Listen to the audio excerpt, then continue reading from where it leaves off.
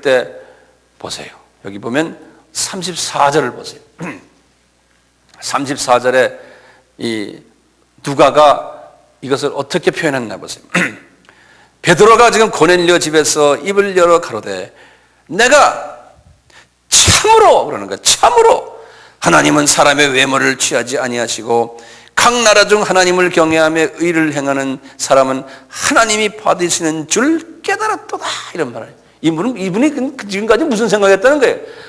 복음은 유대인에게만 필요한 거지 이방인들은 로마 사람들은 그까짓 자기네가 볼 때 이거 볼 때 시시하게 보는 사람들은 복음을 받는 걸로 나는 그렇게 생각 안 했다는 거예요.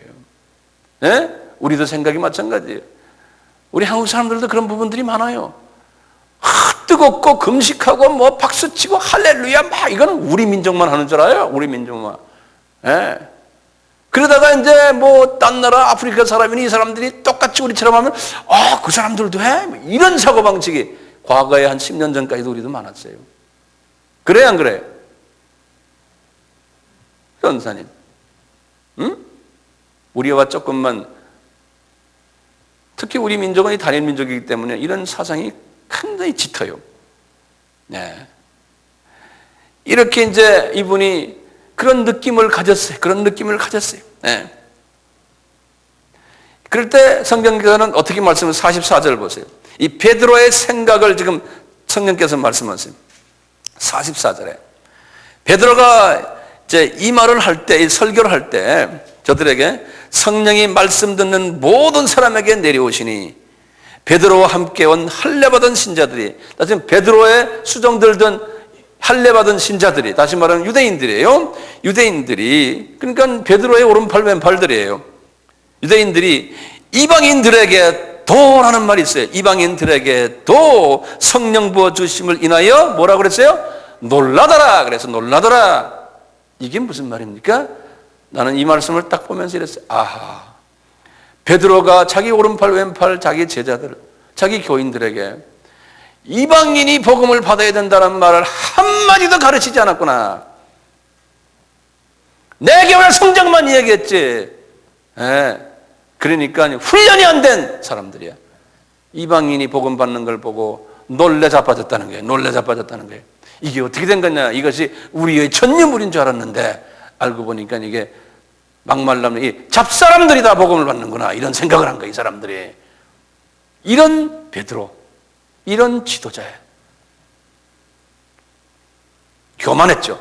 엄청나게 교만했죠. 그러니까요, 과거에 오순절 사건의 베드로가 어떻게 보면 더 순수했을 수도 있었어요. 네.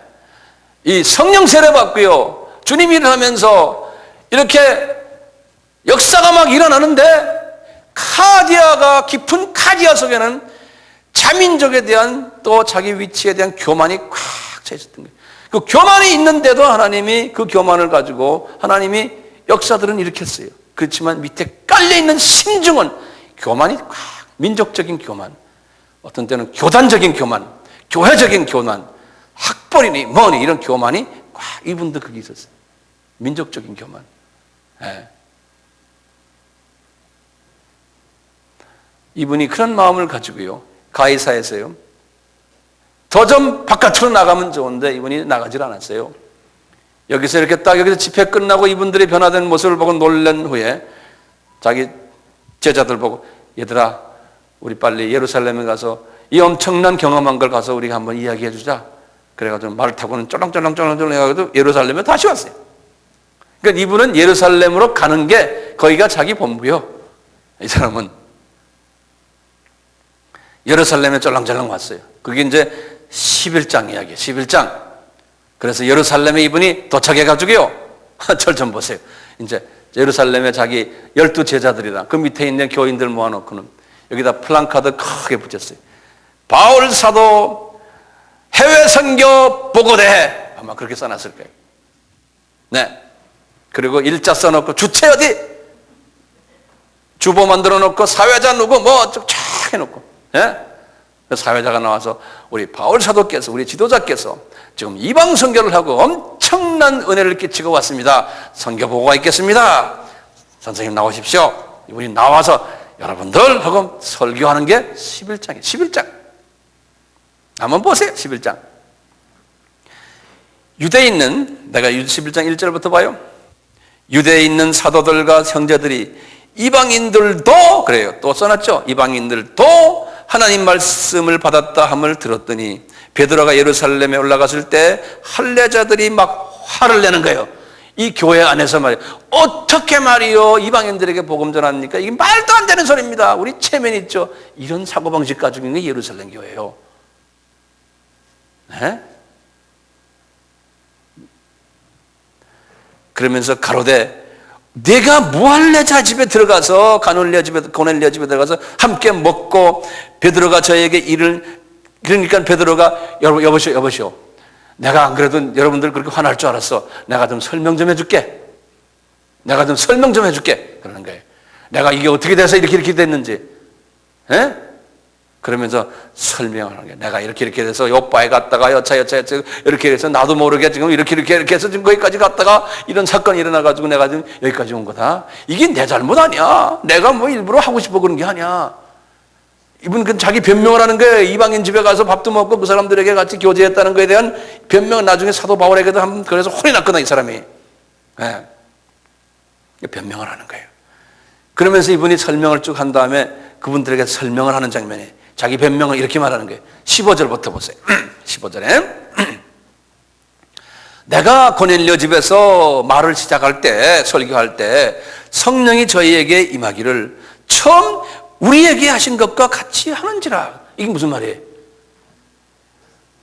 처음 우리에게 한 건 뭡니까? 오순절 다락방 사건이에요. 에? 그런 스타일의 성령의 역사하심이 있었다는 거예요. 내가 고넬료 집에 가서 하는데, 예, 이 사람들 지금 듣고 있는 거예요. 지금 다 은혜 받는다고 듣고 있어요. 그러면서 16절에 그러는 거예요. 내가 주의 말씀에 요한은 물로 세례 주었으나 너희는 성령으로 세례 받으리라 하신 것이 생각났노라 그런 거예요. 이게 언제 말이에요? 1장 5절 말씀이요. 1장 5절에 뭐라고 그랬어요? 예루살렘 떠나지 말고 기다려라. 요한은 물로 세례를 줬지만 너희들은 몇 날이면 어때요? 성령으로 세례 받으리라. 이 말이 우리 베드로 선생님은 예수님이 그때 말씀하실 때 바로 그 밑에 계셨어요. 그 밑에. 딴 사람도 600명 중에 제일 리더니까요. 그 밑에서 그 말을 들으셨는데 그 말을 싹 까먹어 잡수시고 인제서야 고넬료의 집에서 생각이 나더라니 그 말씀이. 예? 고넬료 집에서. 왜? 실제로 이방인이 복음을 받는 모습을 보고서 생각이 나더라는 거예요. 그리고 거기에서 성령 세례가 다시 일어나는 걸 보고는 주님의 말씀이 이제 생각나는구나. 내가 그동안의 생각이 이게 좁은 생각이었구나. 이 베드로의 사고방식이. 네. 지금 베드로의 사고방식을 가진 우리 하나님의 종들이 엄청나게 많아요. 어느 나라랑 하나 똑같아요. 미국도 마찬가지예요. 이런 베드로의 사고방식을 가진 분들이 전체 교회의 약 한 90%라고 생각하시면 돼요. 바울의 사고방식을 가진 사람은 전체 지도자 중에 한 10% 될까 말까요. 그게 왜 그런지 아세요? 사람은 자기 민족 중심 사상으로 사람은 그렇게 생겨먹은 거예요. 이 자문화에 지배를 받게 돼 있어요. 타문화는 싫어하게 돼 있는 게 사람이요. 타문화 사람 보면은 이게 불편한 게 사람이요. 하나님은 그걸 아세요. 그렇기 때문에 타문화권에다 하나님이 바울 같은 사람, 바나바 같은 사람 미리 던져놓는 거예요. 던져서 타문화와 교제하게끔. 그게 한 세대 가지고 안 돼요. 2세대, 3세대, 3세대까지 가서 완전히 그 문화권에다 집어넣어버리는 거예요. 이게 피조물들이 가지고 있는 한계점이에요. 그러니까 우리가요, 타문화 속에 살지 않으면서요, 선교 일을 한다는 것은 이게 보통 힘든 게 아니에요. 연습을 해야 돼요. 연습을. 안 그러면요, 자기는 선교사로 나갔지만 그 사람들이 보면 이 사람 교만하구나. 이 사람 우리 문화 너무 모르는구나. 자기 문화를 가지고 괜히 우리한테와 자랑하는구나. 자기 스타일로 하는구나. 다 알아요. 그러니까 이게 제대로 선교 일을 못해요. 하는 것 같지만 원주민들은 싫어해요. 우리가 지금 선교하는 사람들 그건 다 경험 안 하세요? 그거 한다고요. 시간을 요해요. 시간을. 네. 이거 보세요. 더 좀 보세요. 조금만 더 보면 끝나요, 이제. 이렇게 말씀하시니까 시계를 보지 마세요. 시계 보지 마세요. 네. 네. 시계 보지 마세요. 시계 보면 그러면 내가 이게 생각이 흐트러져 버려요. 시계 본다는 건 빨리 끝내라는 소리예요. 빨리 끝내라는 소리예요. 그러면 내가 이게 생각이 흐트러진다니까요. 네. 17절 보세요. 그런즉 하나님이 우리가 주 예수 그리스도를 믿을 때 주신 것과 같은 선물을 저희에게도 주셨으니 내가 누군가한테 하나님을 능히 맡기는, 이 말이 굉장히 재밌는 말이에요. 지금 자기 교인들에게 앉혀놓고 하는 소리예요. 지금 선교 보고 하면서요. 여보시오, 내가 요한이 물러 세례 주었고 나중에 성령을 우리가 세례 받는다는 말도 다 들었어요. 그리고 이분들이 그걸 그냥 그대로 경험하는 걸 내가 보았어요. 자, 그러니 말이에요. 여러분들, 하나님이 주 예수 그리스도를 믿을 때 주신 것과 같은 선물을 저 사람들에게도 주었으니 내가 뭐라고 말하냐고 나 할 말이 없다는 거야. 당신들 괜히 이런 말 저런 말 하지 말아라는 거야. 나 이제 그거 깨달았다는 거예요. 예? 왜 말이 많냐 이거야. 뭐 할래? 저 집에 들어가서 뭐 밥 먹었냐 안 먹었냐고 이렇게. 제발 좀 그렇게 하지 맙시다. 우리 좀 눈을 뜨고 이방인들 데려다 밥도 같이 먹고, 우리도 마찬가지 아니에요. 지금 이방인들하고 같이 우리가 밥 먹잖아요. 우리가 오늘 점심 먹은 그 숟가락도 이방인들이 먹던 숟가락 우리가 같이 먹는 거예요. 예? 안 그러면 외국 사람들 먹는 숟가락은 따로 나가지고 따로 쓰고 우리 따로, 이러면 이게 문제가 생기는 거예요. 같이 해야 돼. 같이 주 안에서요. 그러니까 말이죠, 베드로가 그렇게 말하는 건 18절에 그러는 거예요. 저희가 이 말을 듣고, 베드로의 말을 듣고 잠잠하여, 그러는 거예요. 하나님께 영광을 돌리자, 이 말이. 이게 무슨 말인지 아세요? 나는 이 말을 딱 듣군요. 나 이렇게 생각해. 주님이 나에게 이런 조명을 딱 해줘요. 베드로가 지금 그분들에게 여보시오, 생각 바꿉시다. 우리가 지금 이런 상황이요. 이제는 주님의 뜻을 우리가 알았습니다. 그러니까 이분들이 이 말을 딱 듣고는 잠잠하여 그랬어요. 가만히 듣고 있었다는 거예요. 나는 이 말을 딱 보면서요, 이분들이 왜 잠잠했을까? 여러분들, 이 예루살렘 교회는요, 예루살렘 교회는 어떤 교회입니까? 오순절 교회의 시조요. 다시 말하면, 그래서 우리가 오순절 교회라고 그러잖아요. 펜타코스탈이라는 게 펜타코스트, 오순절이라는 소리. 다시 말하면 할렐루야, 아멘, 박수치고 막 안수하고 병 낫고 막 이런 게 오순절 스타일. 이 예루살렘 교회가 그런 교회의 시조예요. 그래서 오늘날 그런 스타일로 하는 걸 저 오순절파라고 그러잖아요. 성령파라고 그러고요. 베드로가 말이에요. 베드로가 여러분들 고넬료 집에 가니까 지금 여차여차 이렇습니다. 이렇게 해서 근데 이방인들도 복음 받습니다. 그러면 이 오순절파들은 어떻게 합니까? 그 말 들으면 할렐루야 이래야 되는데 그거 안 하고 가만히 있었다는 거예요. 그게 무슨 말이요? 속으로 아이고 기분 나빠 이런 소리예요. 이게 어떻게 말이야. 오순절 이 경험이 우리 전유물인 줄 알았는데 이 잡동사니들도 가지느냐 이거야. 우리 같으면 한국 사람만 가지고 미국 사람이나 가지지. 뭐 시시한 조그만 가난한 나라 사람들이 우리보다도 더 성령 충만해가지고 우리한테 가르치려고 덤벼더니 이게 어떻게 된 거냐? 똑같은 소리. 이 민족적인 자만심, 이게 우리가 있거든요. 어느 민족이나 다 있어요. 그러니까요, 이 오순절파들이 말이요, 박수도 안 치고 조용히 있는 거요. 그런데 또 말은 제대로 떠네. 속으로는 아이고 기분 나빠 이러면서 겉으로는 하나님께 영광 드립시다 또 이러는 거예요. 박수도 안 치면서 속으로 하나님께, 우리 예수 믿는 사람들이 쓰는 말 아니에요. 급할 때 쓰는 말이 기도해 봅시다. 안 그러면 주님께 영광 드립시다. 속으로는 말이 돼 이러면서 겉으로는 이런다고요. 똑같아요. 여기 보니까요. 잠잠하여 기분 나빠하면서도 하나님께 영광 드립시다. 이게 뭐야? 그러면서 하는 소리가 그러면 그러는 게 가라사대 그러면 하나님께서 이방인에게도 생명 있는 해결을 주셨구나. 그렇게 그냥 그렇군요. 베드로 선생님, 이 하나님께서 이방인에게도 주셨네요. 이렇게 생각하고 이런 사람들이 모여 있는 곳이 예루살렘 교회예요. 거기에 지도자가 베드로예요. 거기에 12 제자들도 다 그런 사람들이요. 그러니까 하나님께서 그 12 제자들이요, 사도 바울처럼 그렇게 쓰질 못했어요. 그러니까 그분들은 사도 바울을 만드는 하나의 도구로 사용받았지, 그분들이 주님이 말하는 지상명령을 이루는 일에 그렇게 멋있게 쓰임을 못 받았어요. 왜냐하면 문화적인 제한, 한정성 때문에요. 그래서 거기에 마가 같은 사람도 하나님이 사랑하셨잖아요. 마가는 고작해 그 옆에 있는 애굽에 가서 전도해서 애굽의 콥틱 교회의 시조가 됐어요. 그 다음에 그분들 그 중동 지방에 요 동네에서 거의 했죠. 이제 전설에 의하면 그 중에 제 이름이 토마스예요. 토마스. 도마는 그 중에 그래도 인도까지 갔다는 전설이 있어요. 그거는 확실히 갔는지 안 갔는지 모르지만 인도 사람들은 그렇게 말을 해요. 그래서 인도까지 갔다. 이제 그런 이제 그 전설이 있지만 그까지 그냥 간 거지. 바울처럼 크면서 여기저기 교회 같이 가고 그걸 안 했어요. 그냥 배 타고 간 거죠. 네.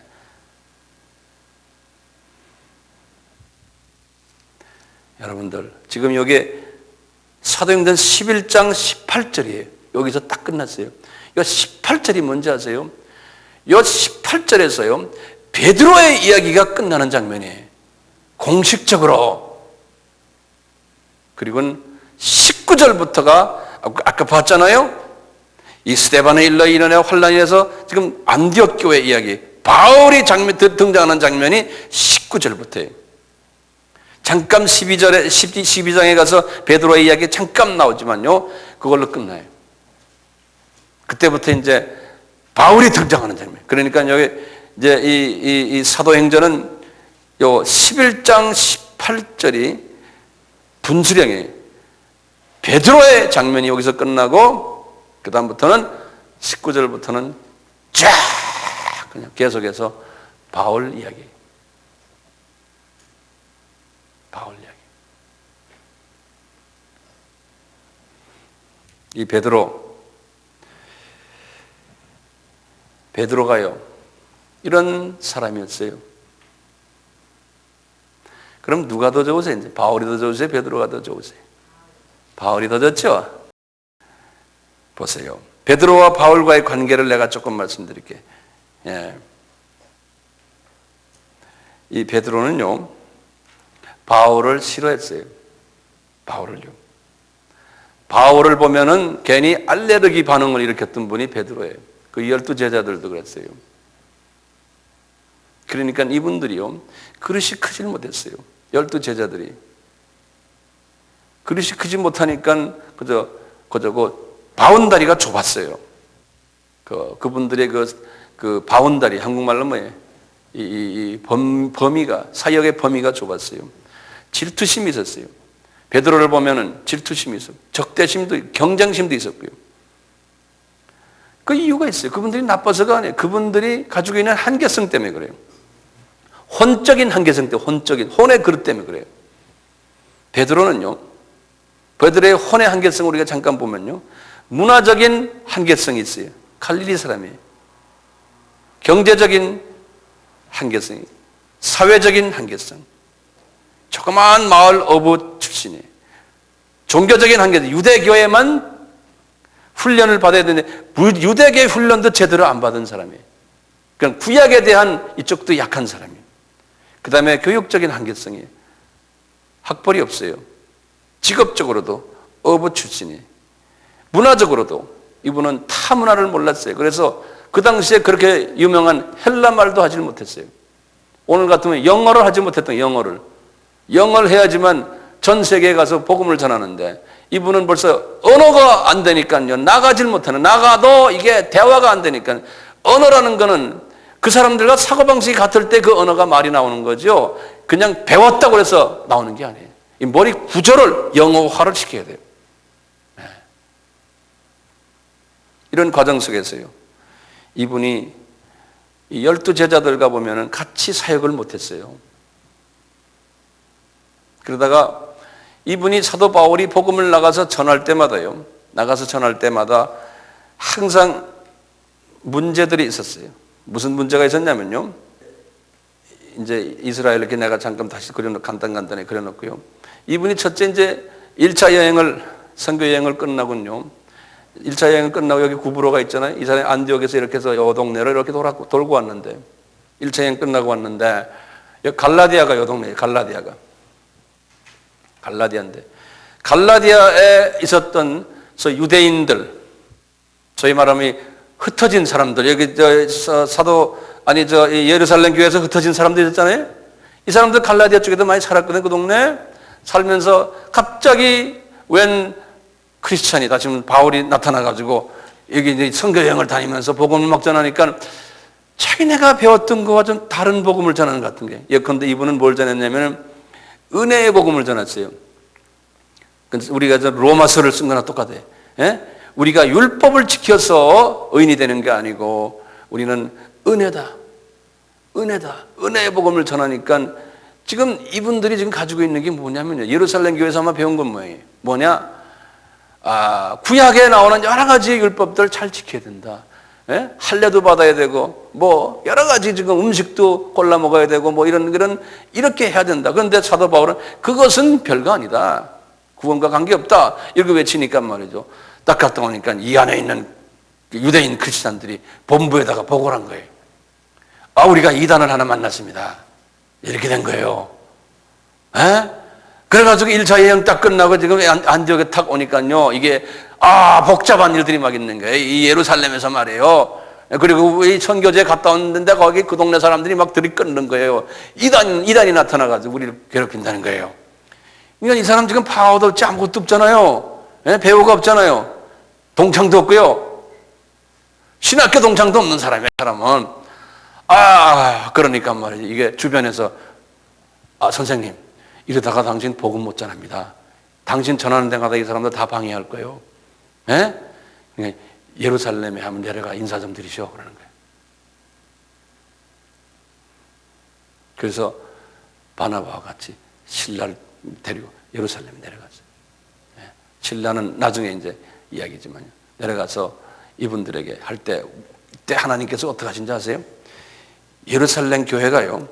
이 예루살렘 유대 지방을 기근. 그래서 먹을 거 없게 만들어 놨어요. 그래가지고 모두 다 손가락 빨고 있을 때 모두 그때가 1차 여행 끝나고요. 그러니까 핑계가 좋다. 주변에서 그러는 거였다. 지혜 있는 분들이 우리가 헌금해. 이 북쪽은 지금 괜찮아요.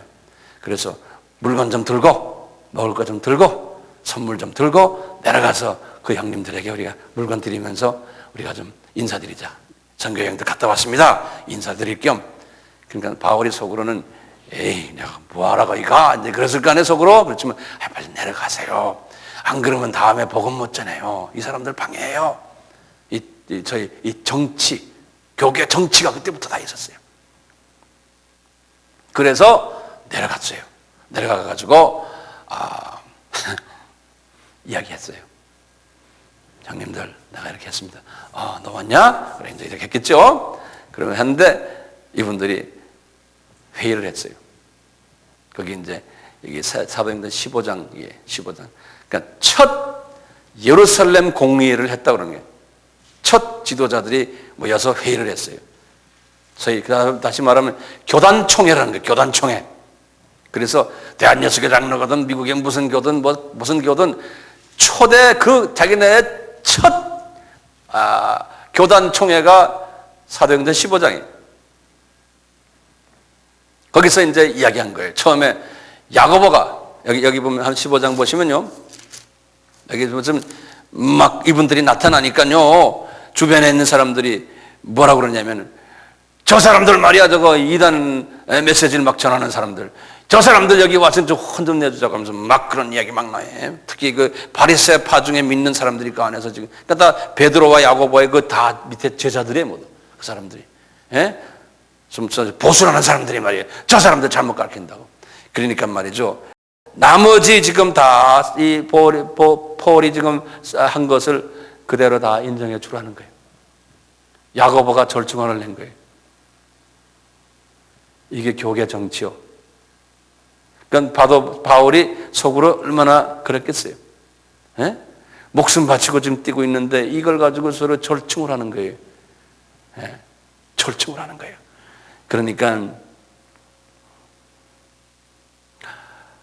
21절에 이는 예로부터 각성에서 모세를 전하는 자가 있어 안식일마다 회당에서 그 글을 읽음이라 하더라. 그러니까 아직까지도 그런 사람들이 있기 때문에 구약의 그런 모든 잔재가 다 필요 없는 것들이지만 절중한 데서 요것만은 그래도 지키게 하고 요것만은 좀 봐주자 이런 게. 예.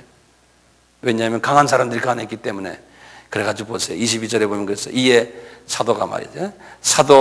사도와 장로와 온 교회가 그 중에서 사람을 택하여 바울과 바나바와 함께 안디옥으로 보내기를 가결하니 곧 형제 중에 인도자인 바사바라 하는 유다와 실라더라. 그러면 제가 실라라는 사람이 그때 거기에서 사도 바울에게 딱 붙어버려요. 그래서 나중에 이제 바나바 대신에 이제 실라가 이분의 오른팔이 되는 거예요. 그러면서 말이죠. 뭔가 하면 여기 보면은 요 편에 보내면서 말이죠. 이분이 그래서 그 가결한 그 30절에 보면 그래요. 저희가 작별하고 안디옥에 내려가 무리를 모은 후에 편지를 전하니. 이 뭐냐면 그 예루살렘 총회에서 편지를 하나 받았어요.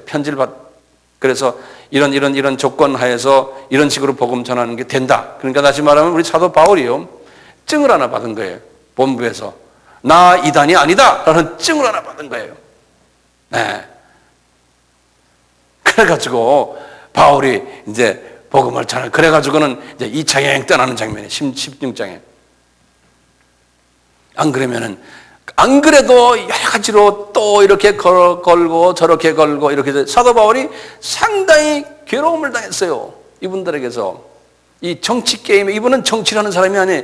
그냥 눈만 뜨면 복음 전하는 일에 정신이 빠진 사람이지 이 교계 정치에 인볼브를 안 했어요. 이 사람이. 그러니까 하나님께서 이 바깥으로 자꾸 내놓는 거예요. 네. 그 어느 나라나요? 이 두 그룹이 있어요. 그런데 바울 같은 스타일의 그룹이 있고 베드로 스타일의 그룹들이 있어요.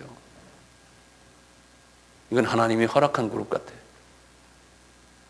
내가 볼 때는 그래서 갈라디아서 2장을 좀 보시면 바울이 이 갈라디아 교회 아까 갈라디아 사람들이 그랬다고 그랬잖아요. 그래서 이것 때문에 바울이 어려웠다고 그러잖아요. 이 갈라디아 사람들에게 바울이 편지 쓴 내용. 이게 이제 요 회의가 끝난 다음에 예루살렘 회의가 끝나고 그와 전후를 해서 갈라디아에게 편지 쓴 거예요. 요 편지 쓴 게 갈라디아. 사도 바울의 첫 편지가 갈라디아 편지. 어떤 사람들은 그렇지 않다라고 보는 사람이 있지만요. 자, 이 보세요. 갈라디아예요. 이 장을 보세요. 요걸 보시면 여러분들이 바울과 베드로의 관계를 우리가 볼 수 있어요. 14년 후에 내가 이게 갈라디아 교인들에게 지금 자기와 12 제자들과의 관계를 이야기하는 거예요. 한번 보세요.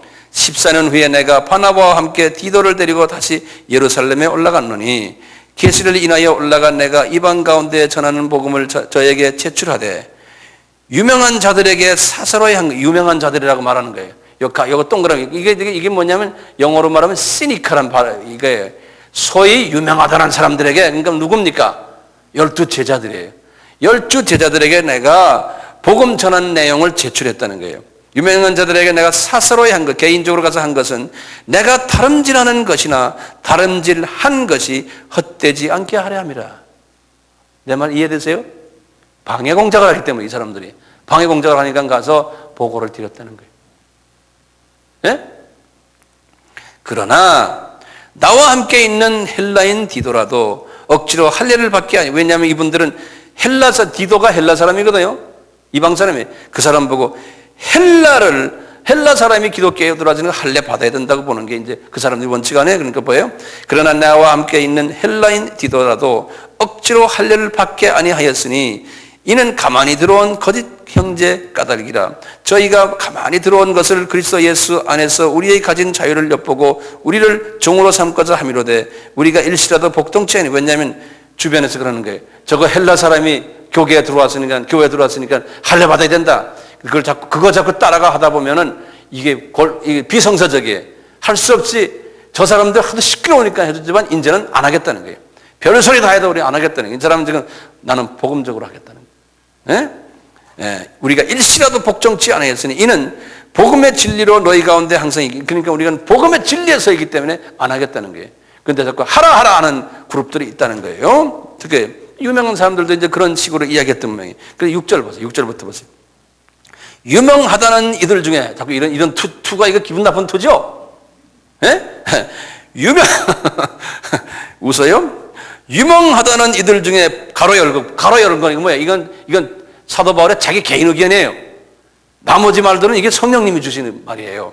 가로 열고 그랬어요. 본래 어떤 이든지 내게 상관이 없다는, 그 12사람들은 나하고 상관없다는 게, 상관이 없으며 하나님은 사람의 외모를 취하지 아니하시니 가로 딱 닫아놨어요. 왜냐? 그 사람들은 외모로 보면은 대단한 사람들이라는 거예요. 그렇지만 가로 딱 닫아놓고 저 유명한 이들은 내게 더하여 준 것도 없고 헌금한 것도 없다는 거예요. 나를 도와준 일도 없고 대신 내 마음을 불편하게만 했다는 거예요. 도리어 내가 무헬라자에게, 이방인들에게 복음 전함을 맡기를 베드로는 할례자에게 맡은 것 같이, 베드로를 밑으로 내려다보는 거예요. 예보 베드로야, 나는 무헬라자들인 이방 사람들 전 세계 인구의 99.9%를 내가 맡고 있고 베드로야 당신은 유대인만 맡아라. 이게 사명이 다르다는 거예요. 그렇게 말하는 거예요. 다시 봐요. 도리어 내가 무할례자에게 복음 전함을 맡기를 베드로가 할례자에게 맡은 것 같이 한 것을 보고 베드로에게 역사하사 그를 할례자의 사도로 삼으신 이가 또한 내게 역사하 나를 이방인의 사도로 삼았다. 완전히 자기와 베드로의 그 격차를 딱 이야기하는 거예요. 지금 갈라디아 교회 사람들에게 우리는 다른 사도다.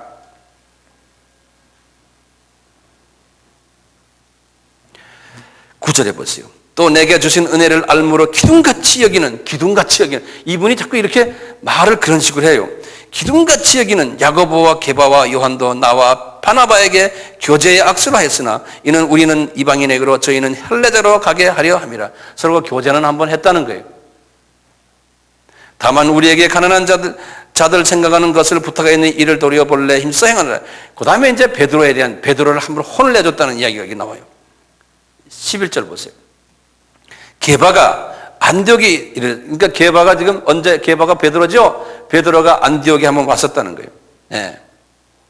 언젠가 하면 이분이 사도행전 12장 17절에 보면요. 한번 저거 잠깐 보세요.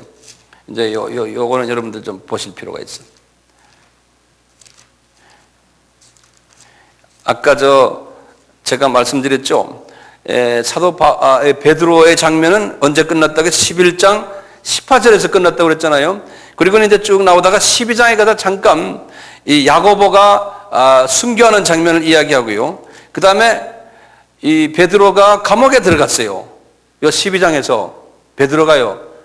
감옥에 들어가고 있는데 지금 마가의 다락방에서 12절에 보면 마가의 다락방에서 이분들이 막 베드로를 위해서 기도했어요. 기도했는데 기적적으로 지금 주의사자가 그분을 감옥에서 뽑아낸 이야기예요. 베드로를 뽑아내가지고요. 이제 그래서 마가의 다락방에 들려가지고 이들 앞에 나타난 거예요. 그래서 여보시오, 내가 지금 이렇게 기적적으로 지금 나왔다. 그랬거든요. 자, 그러고는 17절에 보면 그랬어요. 베드로가 저희에게 손짓하여 종용이 하고 주께서 자기를 이끌어 옥에서 나오게 하신 일을 말하고 또 야고보와 형제들에게 이 말을 전하라 하고 떠나 다른 곳으로 가니, 이때 다른 곳이란 줄을 요런 그는 베드로의 이야기가 싹 끝나는 장면이에요. 이 사도행전에서. 그러면 우리가 그래요. 도대체 다른 곳 어디로 갔나? 그럴 때 이분이 아마 거기에서 안디옥으로 갔겠다. 그래서 지금 요 안디옥으로 가서 누굴 만났나?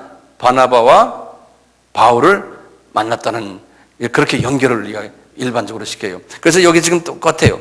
이제 갈라디아서 2장에 보시면 2장 11절에요. 게바가 안디옥에 이르렀을 때, 그러니까 이제 이해가 되시죠? 안디옥에 이르렀을 때 책망할 일이 있기로 내가 저를 면책하였다는 거예요. 이거 보면 누가 더 높아요? 뒤늦게 안수받은 목사인데 아주 고참 교계 지도자들에게 면책을 했다는 거예요. 뭐냐? 야고보에게 온 어떤 이들이 이르기 전에 게바가 이방인들과 함께 먹다가 야고보라는 사람에게 방문 온 이방들이 있는데 베드로도 거기 앉아가지고 이방인과 함께 식사를 했다는 거예요. 저희가 오매 그가 할례자들을 두려워해 떠나 물러가매. 이거 식사를 이방하고 하고 있는데 할례자들이 나타난 거예요. 유다인들. 그러니까 싹 도망갔다는 거예요. 이 사람이 그러니까 꾀를 부린 거예요. 잔소리, 이상한 소리 듣기 싫어서. 예? 또 왜냐면 선생님 어떻게 이방 사람들과 밥 먹습니까? 이런 소리 듣기 싫으니까. 옛날에 한번 그 고넬료 집에 갔다 혼났잖아요. 그러니까 이분이 그런 소리 듣기 싫으니까 싹 편하게. 되게 야근 사람 같아요. 어떻게 보면 또 이분이. 예? 과거 우리가 쭉 베드로를 봤지만 이런 모습이 없잖아요. 베드로가 이런 모습이 있었어요? 우리가 어저께 우리가 본 걸 보면 없잖아요. 근데 이분이 지금 정치를 하다 보니까 이제요. 예? 이런 그 야근 사람이 돼버려. 야근 사람이.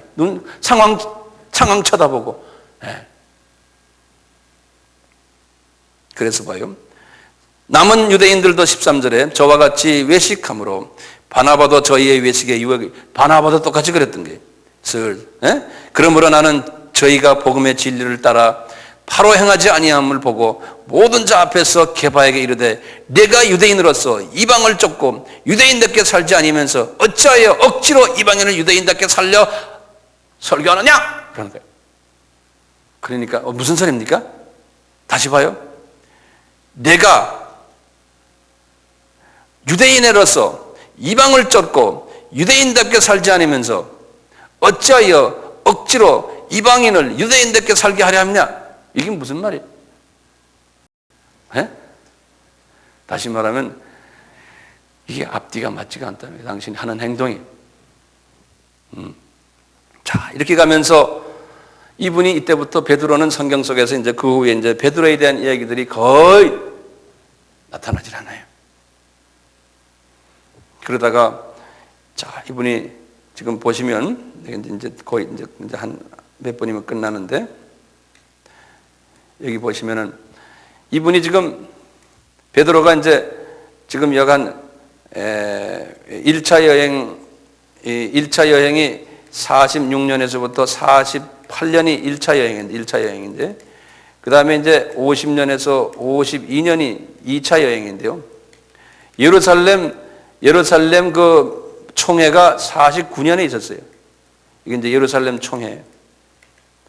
이 총회 끝나고 이제 2차 그는 한 50년 돼서부터 베드로의 소식이 거의 없어요. 베드로의 소식이 성경에는 예루살렘 총회가 끝나고 그리고 그냥 거의 이때쯤 돼서 베드로 이야기가 안 나와요. 그러다가 지금 성경에는 베드로 전후서를 쓴 이야기가 나와요. 베드로 전후서. 베드로 전후서는 언제 쓰셨냐면 베드로 전후서는 약 한 64년경에 썼어요. 64년경에. 64년경이니까 이제 68년에 사도 바울이 순교당했거든요. 그리고 70년에 이스라엘이 망하고요. 70년에. 그러니까 이게 거의 우리 전설에 의하면 60한 7, 8년 때 베드로도 순교당했다고 그랬어요. 그러니까 이제 베드로가 사도 바울과 거의 비슷한 나이라고 생각할 때 한 62점은 넘은 나이. 예. 그리고 이제 사역에 이분은 본래는 주후 26년에 예수님의 공장의 시작에서부터 예수님을 따라다녔으니까요. 사도 바울로가 생각하면 사도 바울은 35년에 예수님을 만났으니 약 한 10년 선배 같아요. 약 한 10년. 예수님과의 관계에서. 예. 한 10년 선배 같은데 베드로 전서를 이분이 64년에 쓰고 66년에 베드로 후서를 썼어요. 그러니까 이분이 이제 영적으로 보면 많이 성숙되어 있었을 때, 많이 성숙되어 있을 때 그분의 그 편지 내용을 간단하게 그냥 보시고 내가 말씀을 끝내려고 이분이 어떤 모습으로 이분이 성숙됐는가? 예? 보시면 베드로 전서의 1장 24절에 이분이 이런 말 썼어요. 여러분들 다 평소에 한번 들어본 얘기지만요. 이분이 그러는 거예요. 그러므로 모든 육체는 풀과 같고 그 모든 영광이 풀의 꽃과 같으니 풀은 마르고 꽃은 떨어지되 오직 주의 말씀은 세세토록 있도다 하였으니 너희가 전한 복음이 곧 이 말씀이라. 이분이 지금 누구한테 말씀하시냐면요. 이 베드로 전후서는 아까 우리 지도에서 봤지만 아까 예루살렘이 여기 이스라엘이 있고 여기 지금 이 터키 지방에 터키 갈라디아가 있고 이 지역 터키 지방에 흩어진 옛날 베드로가 당회장 했을 때 섬겼던 그 자기 백성들 흩어진 사람들 예? 그분들이 지금 이 지역에 가서 지금 터키 남단이에요. 이 지역에 가서 지금 복음을 전하는 사람들에게 편지를 쓴 거예요. 갑바도기아, 본도, 갈라디아 이 지역의 사람들에게. 이 베드로 전서에 보면 그렇게 써요. 본도, 갈라디아, 갑바도기아, 아시아, 비투니아에 흩어진 나그네들이요. 그러니까 옛날 내 교인들이요, 내 제자들이요. 이분이 아마 이 동네에 가서 가끔마다 부흥회 하고 그랬었던 모양이에요. 그러니까 이분들이 어려움을 당하고 있는데 이분들에게 편지를 쓴 것이, 그런데 이분들에게 그런 거예요. 모든 육체는 이제는 풀과 같다. 나도 지금 목숨을 바쳐 주님을 이렇게 섬기지만 너희들도 다 인생은 그렇다. 그러면서 주의 말씀만 세세토록 있습니다. 그러니까 복음을 열심히 전해라. 이런 말씀을 하셨어요. 뒤늦게 이제는 주님 앞에 가기 직전에 그분의 모습을 우리가 잠깐 보자는 게, 베드로전서 3장 9절에도 그랬어요. 여러분들이요, 악을 악으로 욕을 욕으로 갚지 말고 도리어 복을 빌라.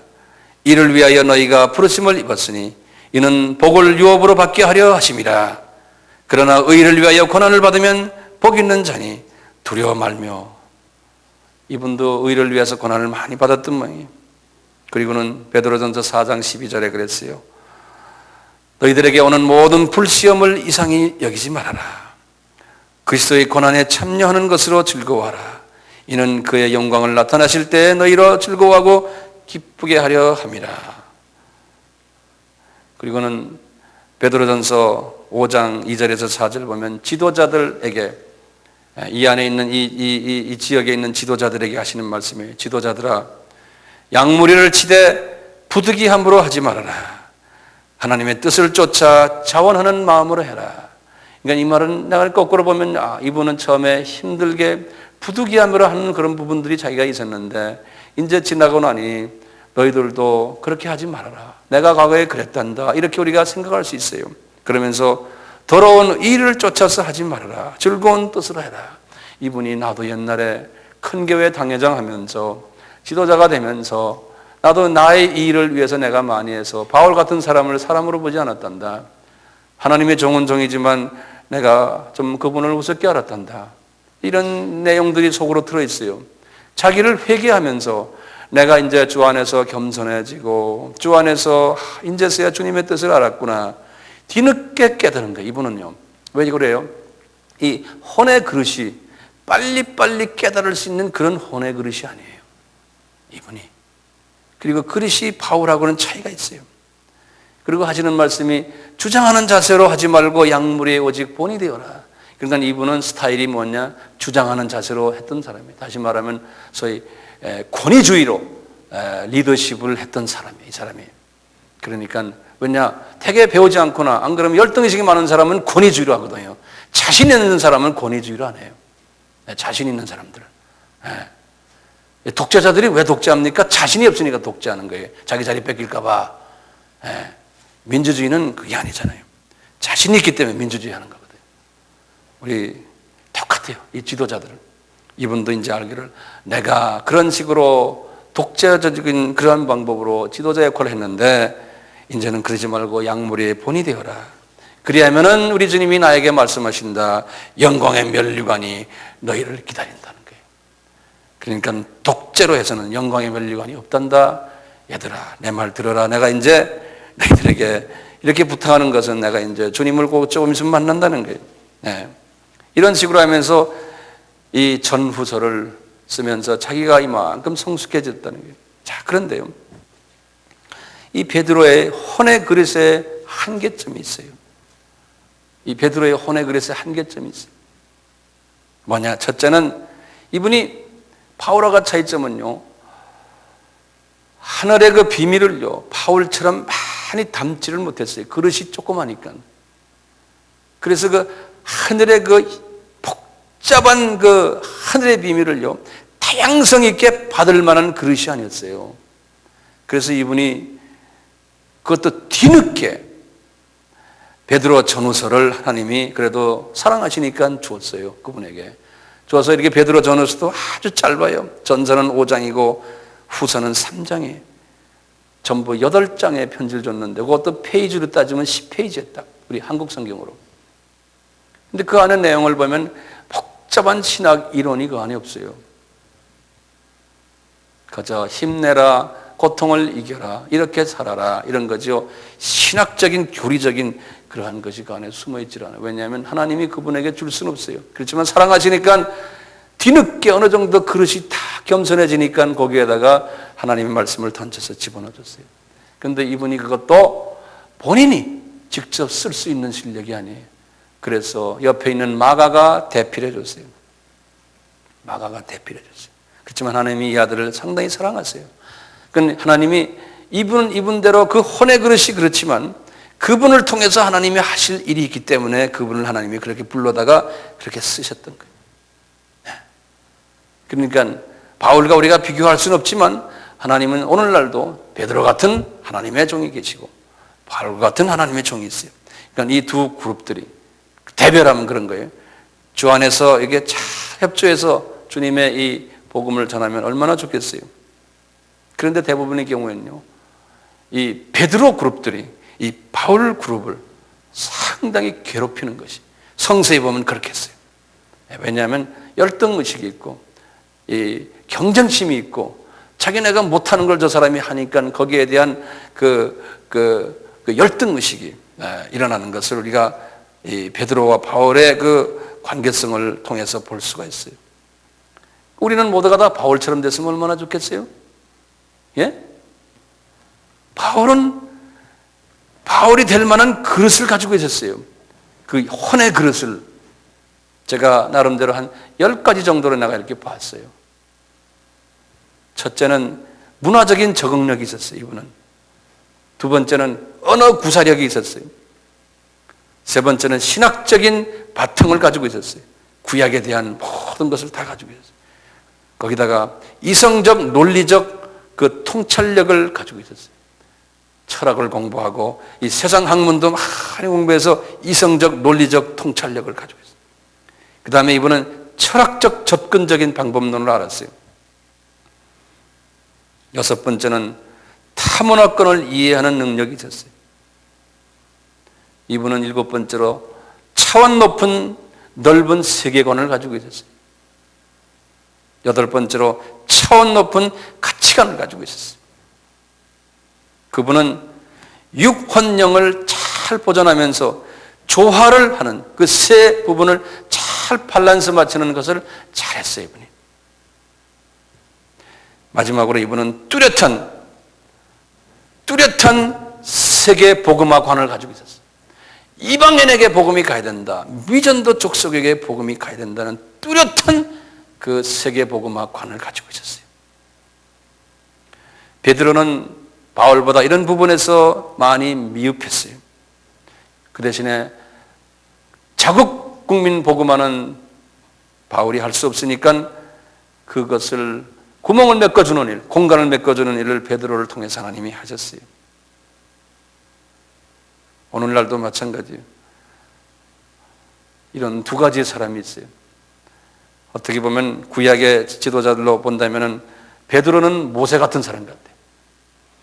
광야의 그리스도인들을 그냥 다스리는 지도자. 그렇다면 바울은 늦게 불림받은 여호수아 같아요.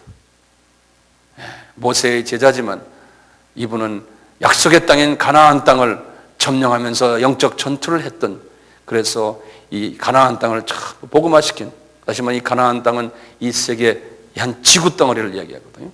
그것을 복음화시킨 일을 여호수아를 통해서 하셨던 것을 우리가 볼 수가 있어요. 그래서 이제 오늘날에는 이렇게 베드로 같은 사람과 바울 같은 사람이 다 있는데 두 사람 다 하나님이 사랑하는 하나님의 사도들이에요.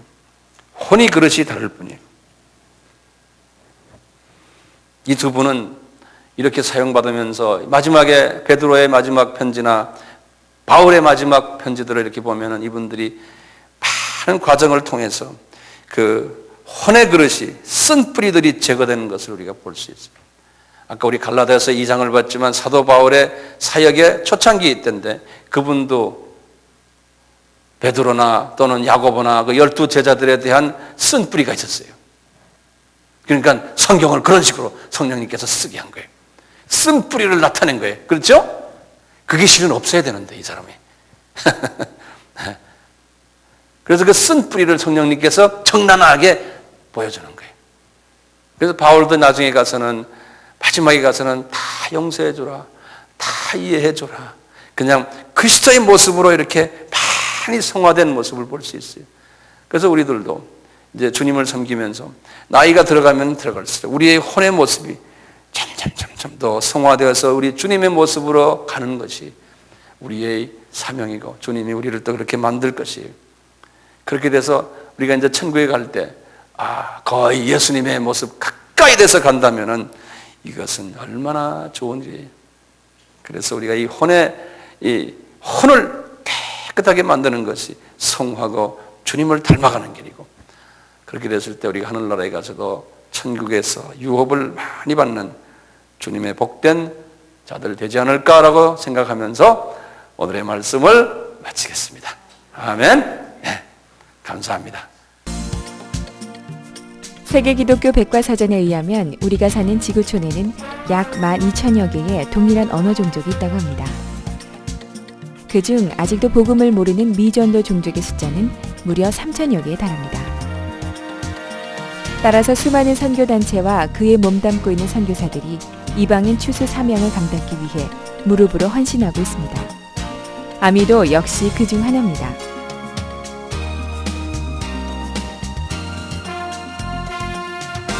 아미만의 독특한 선교 전략의 핵심은 자민족에 의한 자민족 복음화 전략에 있습니다. 부름받은 현지인을 발굴하고 훈련시켜 자문화권 미전도 종족을 향해 나갈 수 있도록 하는 전략을 구사합니다. 이는 언어와 문화의 장벽 없이 현지인이 직접 복음을 전하는 전략인 만큼 선교 역사에 큰 획을 긋고 선교 전략에 새로운 눈을 뜨게 한 그야말로 하나님의 지혜와 전략인 것입니다. 이를 위해 아미는 교계는 물론 선교단체, 나아가 선교지의 현지 지도자들과 연합을 시도하고 있습니다.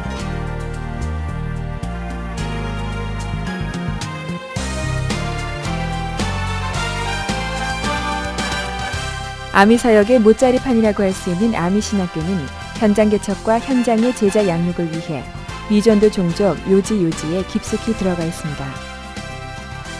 아미 신학교에서 육성된 학생들은 졸업 후 본국으로 돌아가 목회 활동을 하며 향후 아미의 국제적인 동역자로서 사역을 하게 됩니다.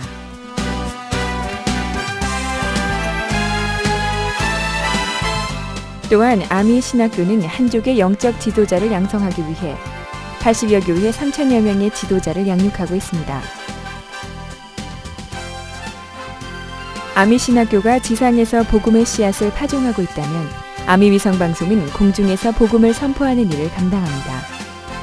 특히 아미 위성방송이 갖는 의의는 선교단체가 직접 기획하고 제작에 참여해 연합을 위한 발판과 동역의 아름다운 본을 보였다는 것입니다.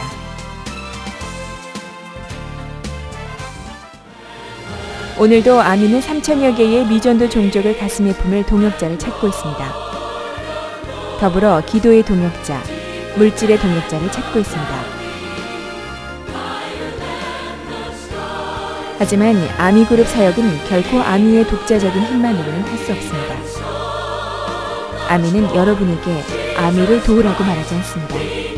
다만 주님의 일을, 마지막 추수의 사명을 위해 다 같이 손을 잡자는 것입니다.